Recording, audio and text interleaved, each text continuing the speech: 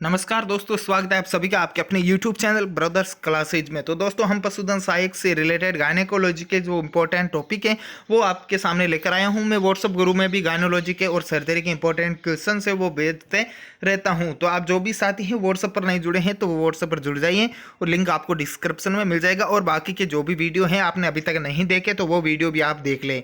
तो आपको जो पशुधन सहायक वैकेंसी है उसके एग्जाम है वो 4 जून को कराए जा रहे हैं। तो आइए देखते हैं हम गायनेकोलॉजी के जो इंपॉर्टेंट टॉपिक हैं उनके बारे में। तो अंडाशय के आकार के बारे में बात करेंगे हम कि पशुओं में जो एनिमल्स हैं उनमें जो अंडाशय का आकार है वो किस प्रकार का होता है। तो चलिए दोस्तों पहले बात करते हैं हम काऊ की। तो काऊ में जो है जो अंडाशय का आकार है उसका वो होता है ओवल आकार का, मतलब अंडाकार का होता है और बीच के अंदर भी अंडाकार का होता है। ये आकार के आधार पर आपको एक क्वेश्चन इनमें से आपको देखने को मिल जाएगा पेपर के अंदर। और अब बात करते हैं मेयर की घोड़ी की। तो उसमें होता है वो किडनी के आकार का या बीन के आकार का होता है। सूरी की बात करें तो वो अंगूर के गुच्छे के समान होता है। और सीप और गोट में बात करें तो वो होता है बादाम के आकार का, आलमंड बादाम के आकार का होता है। इनमें से एक क्वेश्चन आपको देखने को मिल सकता है। तो चलिए दोस्तों आगे बात करते हैं हम जो टीट होते हैं उनके जो थन होते हैं, प्रजाति के थनों की संख्या कितनी होती है, उसमें दुग्ध सिराएं वो कितनी होती हैं, तो उसके बारे में बात करते हैं। तो पहले बात करते हैं हम केटल की। तो केटल में है वो आपके जो प्रजाति हैं उसमें थनों की संख्या होती है 4। और जो इसमें थनों की जो दुग्ध ग्रंथियां होती है उसकी संख्या भी होती है 4। और जो टीट डक्ट होता है, जो थनों के अंदर दुग्ध की जो धार आती है उस वो कितने थन के अंदर कितनी धाराएं होती हैं, तो वो 1 होती है। थन के अंदर जो छेद होता है वो 1 होता है। और सिप और गोट के अंदर ये 2 होती है थनों की संख्या, और जो ग्रंथियों की संख्या वो भी 2, और टीट की जो डक्ट है वो उनकी संख्या भी 1 होती है। मेयर की बात करें घोड़ी की तो उसमें संख्या होती है थनों की 2, और जो ग्रंथियां उसकी संख्या 2, और जो थनों के अंदर जो टीट होता है घोड़ी के वो होता है 2। यानी जो यहाँ पे पाया जाता है ये वो टीट होता है वो संख्या होती है आपके 2, जो 2 धाराओं में दूध निकलता है। अब बात करते हैं शोक की। तो उसमें होती है स्तनों की संख्या 14 और ग्रंथियों की संख्या भी 14। तो इसमें जो टीट होता है वो 2 होता है प्रति थन, मतलब 14 इंटू 2 28 टीट हो गई। अब बात करते हैं बिच की। तो बिच में होती है थनों की संख्या लगभग 10, और कई बिच में होती हैं जिसमें 10 से 12 भी आपको कई बुक्स में देखने को मिल जाएगा, लेकिन जो रियलिटी जो संख्या है वो आपको 10 मिलेगी। जो अपशिष्ट के रूप में होती हैं उनमें 12 तक मिल सकती हैं आपको। तो अब बात करते हैं इसमें जो टीट डक्ट है वो उनकी संख्या तो वो 10 से 20 होती है। 10 से 20 होती है प्रति थन। प्रति टीट है वो टीट डक्ट होती हैं वो आपके 20 से 10 से 20 होती है। अब बात करते हैं वयस्कता की। तो वयस्कता क्या होती है? प्यूबर्टी। तो इसमें जो है मादा पशु के जन्म के बाद वह अवस्था जिसमें उसके जननांग क्रियाशील हो जाते हैं, अर्थात मादा पशु संतान उत्पन्न करने की क्षमता रखती है, उसे वयस्कता कहते हैं। तो ये होता है जो निम्न बातों पर निर्भर करती हैं, वातावरण पर, नस्ल पर और पोषण प्रबंधन में। अब बात करते हैं हम प्रजाति और उनकी जो वयस्कता की आयु है उसके बारे में। तो हम पहले बात कर लेते हैं गाय की। तो गाय के अंतर्गत होता है देसी गाय होती है, उसमें जो वयस्कता की आयु होती है वो 24 से 30 माह की होती हैं। अब बात करते हैं विदेशी नस्ल की गाय। तो उसमें 18 से 24 माह की होती है। भैंस की बात करें तो वो भी 24 से 48 माह की होती हैं।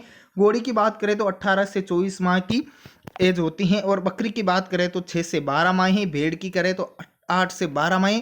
और सूरी की बात करें वो भी 6 से 12 माह। और कुतिया की बात करें तो वो भी 8 से 10 माह। इसमें से भी आपको एक क्वेश्चन देखने को मिल जाएगा।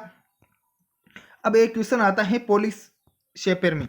पोलिश शेपर में क्या होता है? वो प्रजाति जिसमें निषेचन की प्रक्रिया है वो 2 या 2 से अधिक शुक्राणु द्वारा संपन्न होती है। जो निषेचन की प्रक्रिया है जब शुक्राणु स्त्रावित किए जाते हैं तो उस शुक्राणु की संख्या है। बाकी जो एनिमल्स होते हैं ह्यूमन्स और बाकी जो भी एनिमल्स होते हैं उसके अंतर्गत क्या है, शुक्राणु की एक संख्या के द्वारा अंडाणु के साथ विलय होकर वो एक जाइगोट का निर्माण कर लेता है। लेकिन जो प्रजाति हैं वो 2 शुक्राणु के द्वारा इसमें जो निषेचन की प्रक्रिया वो संपन्न होती है। तो वो कौन सी प्रजाति हैं? वो आपके होती है बर्ड्स।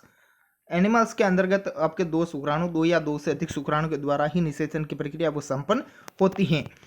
अब आगे बात करते हैं गर्भकाल की। तो गर्भकाल का जो ये होता है वो आपको बहुत ही इंपॉर्टेंट टॉपिक है वो क्लियर हो जाता है। आपका गर्भकाल है उसके बारे में आपका एक क्वेश्चन है वो फिक्स 100% पढ़ता है, हर एग्जाम के अंतर्गत पढ़ता है और पिछले एग्जामों में भी पढ़ा था। इसका 16 में पढ़ा था, 2018 में पढ़ा था और 2022 में आने के भी चांसेस से 100% हैं। तो इसको भी आप एक बार अच्छी तरीके से देख सकते हैं। काऊ की बात करें तो उसमें 9 मई 9 दिन होता है, लगभग 280 दिन। बफेलो की बात करें तो 310 दिन और मेयर की बात करें तो 345 दिन। सिप और गोट की बात करें तो 150 से 155 दिन होता है। सो की बात करें तो 114 दिन होती हैं और बीच कुतिया की बात करें तो 58 से 62 दिन होती हैं। अब गर्भ का प्रत्यावर्तन होता है, जो प्रसव के बाद जो गर्भाशय का पुनः अपनी सामान्य अवस्था में लौटना। तो गर्भाशय होता है वो उसका सामान्य अवस्था में वापस लौटना प्रसव के बाद। जैसे ही गर्भाशय से जो संतान होती है, बच्चा बाहर आ जाता है, उसके बाद जो गर्भाशय है वो सामान्य अवस्था में कितने दिनों के बाद आता है। तो काऊ की बात करते हैं तो काऊ के अंदर आपको देखने को मिलेगा 26 से 52 दिनों के अंतराल में ये है जो गर्भाशय वो अपनी सामान्य स्थिति में आता है। ड्यू और डॉय की बात करें तो 20 से 25 दिन लगते हैं। इसमें मेयर की बात करें तो 32 दिन लगते हैं। सो की बात करें तो 22 दिन और कुतिया की बात करें तो 28 दिन लगते हैं इसको सामान्य अवस्था में लौटने के लिए। तो दोस्तों ये शॉर्ट नोट्स के मैंने कुछ वीडियो के थ्रू आपके साथ अपलोड किए हैं और मैं जो भी इंपॉर्टेंट टॉपिक्स होते हैं वो आपको क्लियर करवा देता हूँ, करवा दूंगा। व्हाट्सएप ग्रुप के अंदर मैं आपको डेली के डेली आपको 4 से 5 क्वेश्चन हमेशा भेजता रहता हूँ, जो इंपॉर्टेंट क्वेश्चन है वो लगते हैं। तो आपको 4 से 5 दिन में हर विषय के सब्जेक्ट के क्वेश्चन मिलते हैं। तो आपके 20 से 30 क्वेश्चन रोज के डेली के प्रोवाइड हो जाते हैं। तो व्हाट्सएप ग्रुप में जो अभी तक नहीं जुड़ा है वो व्हाट्सएप ग्रुप में जुड़ जाए और जिन साथियों ने अभी तक हमारे चैनल को सब्सक्राइब नहीं किया वो चैनल को सब्सक्राइब कर ले और बेल आइकन दबा दें, ताकि हर रोज वैकेंसी की जो भी न्यूज़ अपडेट होगी वो और जो भी इंपॉर्टेंट टॉपिक्स के क्वेश्चन होंगे वो आपको समय समय पर प्रोवाइड करवा दिए जाएंगे LIC के अंतर्गत। तो दोस्तों आशा करता हूँ वीडियो पसंद आया होगा। पसंद आया तो लाइक शेयर करना ना भूलें। जय हिंद, जय भारत।